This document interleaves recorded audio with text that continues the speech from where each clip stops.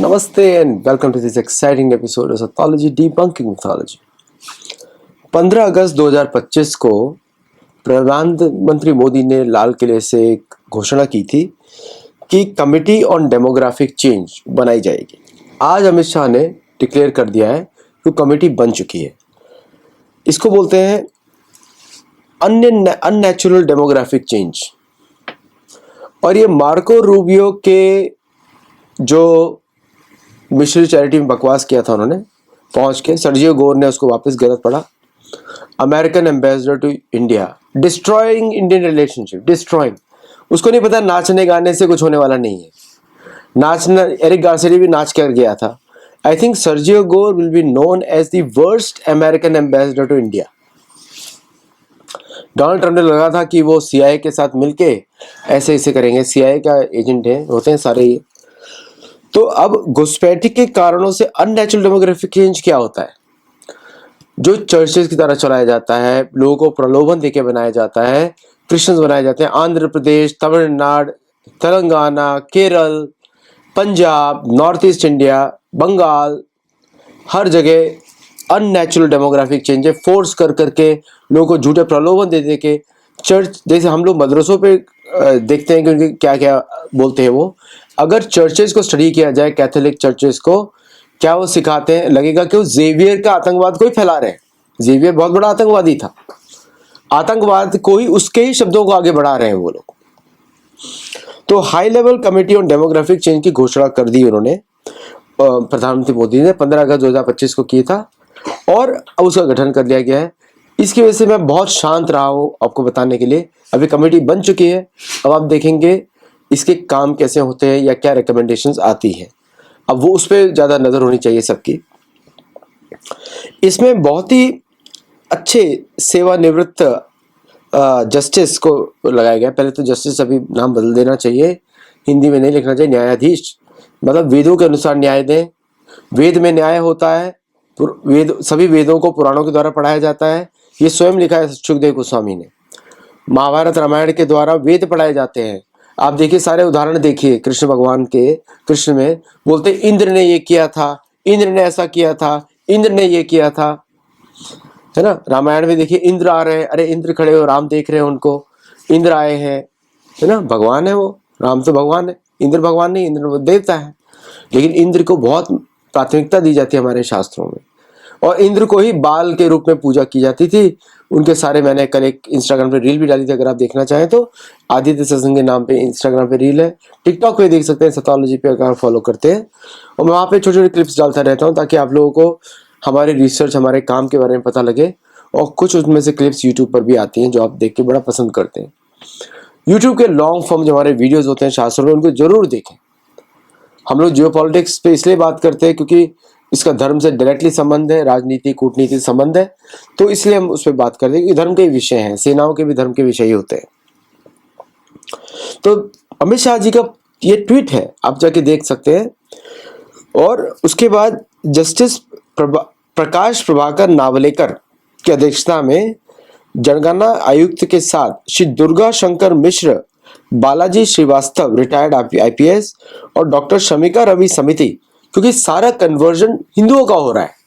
मुसलमान से हिंदू इतने नहीं बन रहे हैं, कैथोलिक से क्रिश्चियन से हिंदू नहीं बन रहे, कैथोलिसिज्म क्रिश्चियनिज्म फॉलोअर से हिंदू नहीं बन रहे हैं। सिर्फ एक तरफा ही बढ़ रहा है। हिंदू से बुद्धिज्म भी बढ़ रहा है, क्योंकि बुद्धिज्म भी वेस्टर्न स्ट्रेटेजी है फैलाने की। फिर आपकी क्रिश्चियनिज्म भी बुद्धिज्म फैले पश्चिमी देशों की फैलाने की। कैथोलिसिज्म भी है। कैथोलिसिज्म के कैपिटल होती है वेटिकन, और सारे यूरोपीय देश, साउथ कोरिया, ये सब कैथोलिज्म की कैपिटल्स हैं। ताइवान, ताइवान दुश्मन देश है। ताइवान देश दुश्मन, दोस्त नहीं है भारत का। वो तो दुश्मन के दुश्मन को उसको हम प्रमोट करते हैं, बट हमारे लिए दुश्मन ही देश है। और क्रिश्चियनिज्म बढ़ता है अमेरिका के द्वारा, यूके के द्वारा, और ऑस्ट्रेलिया के द्वारा, न्यूजीलैंड के द्वारा। ये सारी क्रिश्चियनिज्म कॉलोनीज हैं। और कुछ हद तक कनाडा भी बनता है। कनाडा में दोनों बराबर है, मिक्सचर है। अब डॉक्टर शमिका, ये है संयुक्त सचिव गृह मंत्रालय, फॉरेनर्स के लिए गृह मंत्रालय, इस समिति के सदस्य भी होंगे। तो डेमोग्राफिक चेंज लिखते हैं वो, हमारी संप्रभुता के साथ ही राष्ट्रीय सुरक्षा, कानून व्यवस्था, सामाजिक संरचना में गंभीर बदलाव और जनजातीय समाज के संरक्षण जुड़ी एक भयंकर समस्या है। गंभीर समस्या है, ये गंभीर समस्या है। राष्ट्रीय सुरक्षा, डेमोग्राफिक चेंज, राष्ट्रीय सुरक्षा, कानून व्यवस्था, क्योंकि जेल देखिए, भारत से प्रेम वही करेगा जिसको वेदों से प्रेम है। इसको सभी राजनीति के मान लें, जिनको वेदों से प्रेम है वही भारत की रक्षा करेगा, भारत से उसको प्रेम होगा। है ना, भगवान बोलते हैं सर्वस्य चाहम हृदि सन्निविष्टो मत्तः स्मृति ज्ञानम अपोहनम चा वेदेश्च सर्वैर अहमेव वेद्यो वेदांत कृत वेद विदेव चाहम। मतलब मैं संपूर्ण वेदों का रचय करता हूँ और उनके द्वारा मुझे ही जानना पड़ता है, भगवान कृष्ण बता रहे हैं।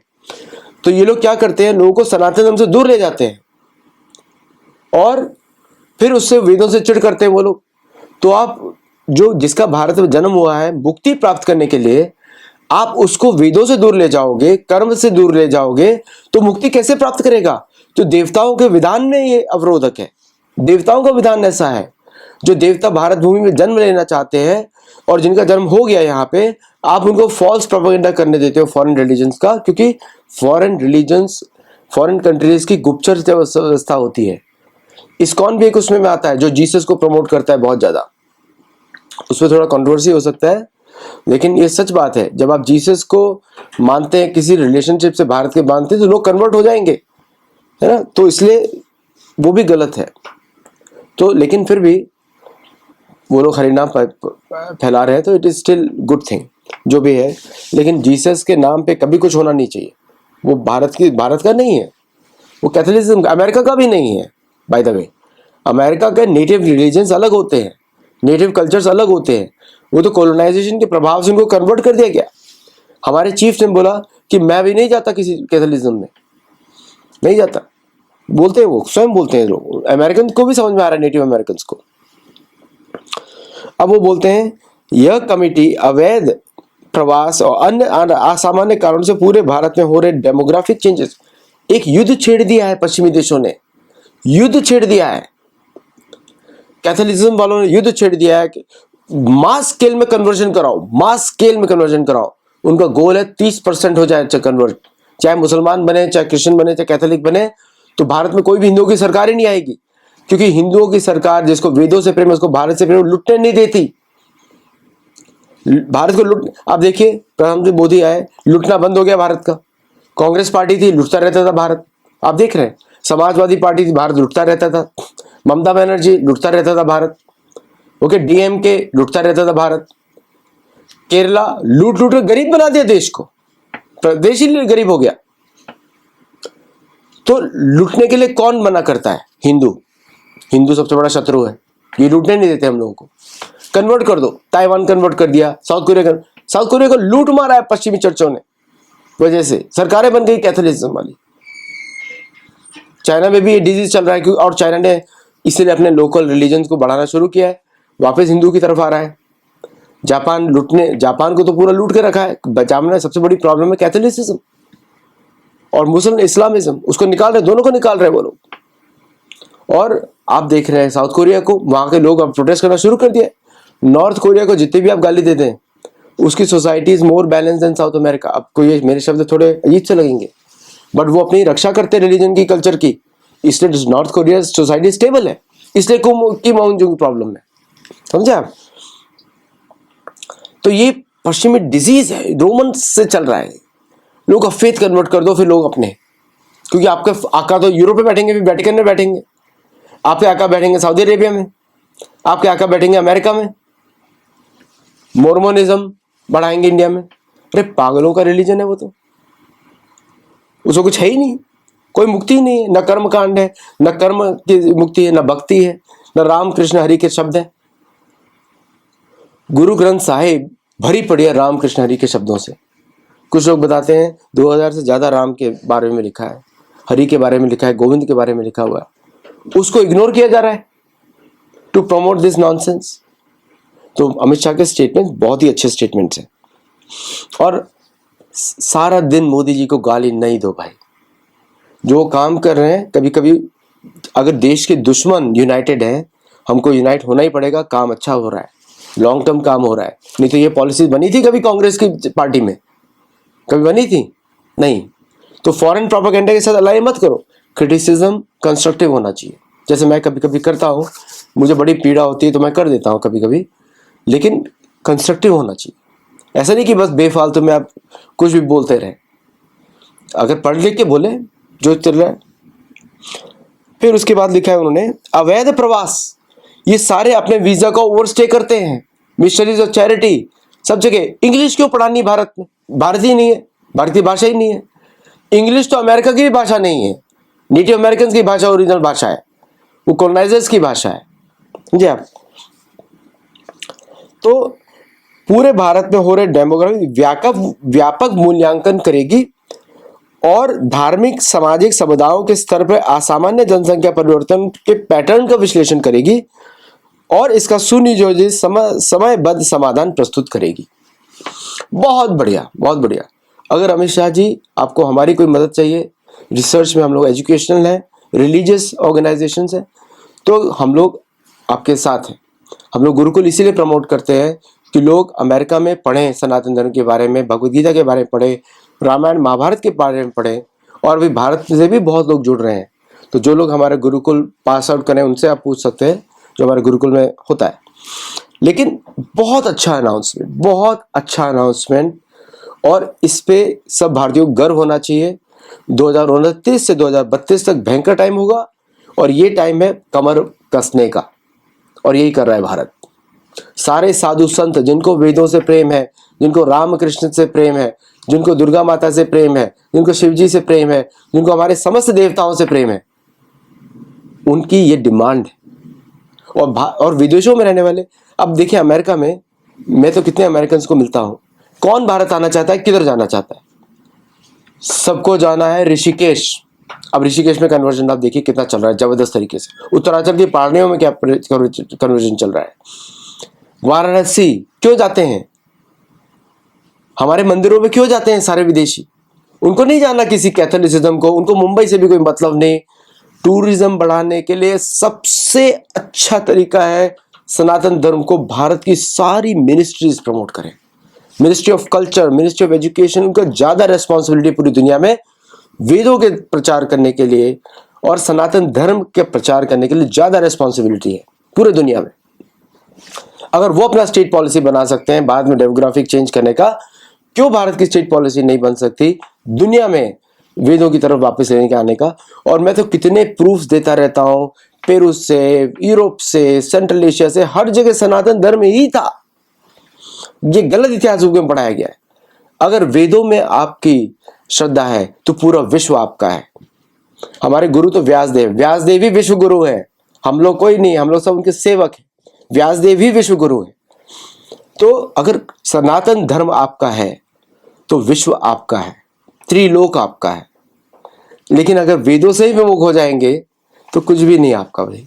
ये जो नक्शा बनाया नेशन स्टेट वाला भारत का छोटा सा, भारत इतना छोटा तो नहीं था, वो तो भारतीय सेनाओं का कर्तव्य है कि पूरे विश्व में सेना सनातन को पढ़ाए। ये नारद मुनि बोलते हैं युधिष्ठिर महाराज को, ये मैं नहीं बोल रहा, नारद मुनि बोल रहे हैं युधिष्ठिर महाराज को। मेरी बुक देख सकते हैं या फिर महाभारत में स्वयं आप देख सकते हैं। सो आज के लिए मेरा इतना ही आपसे अनुरोध है, लोग सपोर्ट करें, लाइक करें और हमारे गुरुकुल में जुड़ें। मेन थिंग, हमारा पर्पज ही एजुकेशन है। गुरुकुल में जुड़ेंगे, सीखेंगे, और बहुत ही अच्छा इनिशिएटिव है। और जो लोग क्रिटिसाइज अभी तक कर रहे थे, वैसे इंडियन नॉलेज सिस्टम की टेक्स्ट बुक से मैं बिल्कुल सहमत नहीं हूँ। मेरा पर्सनल वक्तव्य है, बिल्कुल सहमत नहीं हूँ, क्योंकि वहां पे जिसने लिखा है उसका उन गुरुओं से कोई संबंध ही नहीं है। उसमें व्यासदेव में श्रद्धा ही नहीं दिखाई देती। अगर व्यासदेव में श्रद्धा दिखाई देगी तो करिकुलम कुछ और तरीके का होगा। तो रामानुजाचार्य संप्रदाय से कंसल्ट करें, रामानंदियों से कंसल्ट करें, गोरखनाथ मंदिर मठोध्यक्षों से संपर्क करें, उन सबसे पूछिए, उनके प्रतिनिधि होने चाहिए। ये स्कॉलरशिप का मामला नहीं है। जिसका कनेक्शन ही नहीं है उन सब्जेक्ट से, वो क्यों आपको कोर्स करिकुलम बना के देंगे? Don't go by who are popular और गवर्नमेंट्स में। संप्रदायों के पास जाइए, संप्रदाय आपको बताएंगे ना, मध्वाचार्य संप्रदाय, वल्लभाचार्य संप्रदाय, ये सारी संप्रदाय जीवित है। आदि शंकराचार्य की संप्रदाय, ये बताएंगे ना आपको। इनमें मतभेद कभी नहीं होता। आदि शंकराचार्य के शब्द सुनिए, भज गोविंदम भज गोविंदम भज गोविंदम भज मूढ़मते। अगर इंडियन नॉलेज सिस्टम का उद्देश्य ये नहीं है कि लोग हरिनाम लें, तो एजुकेशन सिस्टम कैसे होगी इंडियन? भारतीय एजुकेशन सिस्टम, भगवान बोल रहे हैं मन मना मत भक्तो मद याजी माम नमस्कुर, बोल रहे हैं ना, भगवान तो स्वयं बोल रहे हैं, कृष्ण भगवान मेरे बारे में सोचो, मेरी पूजा करो, मेरी अर्चना। अगर वही उद्देश्य नहीं तो IKS क्या है उसका फायदा? तो इस तरह के मैं चाहता हूं कि उधर भी थोड़ा व्यू पॉइंट्स लिए जाएं परंपराओं के।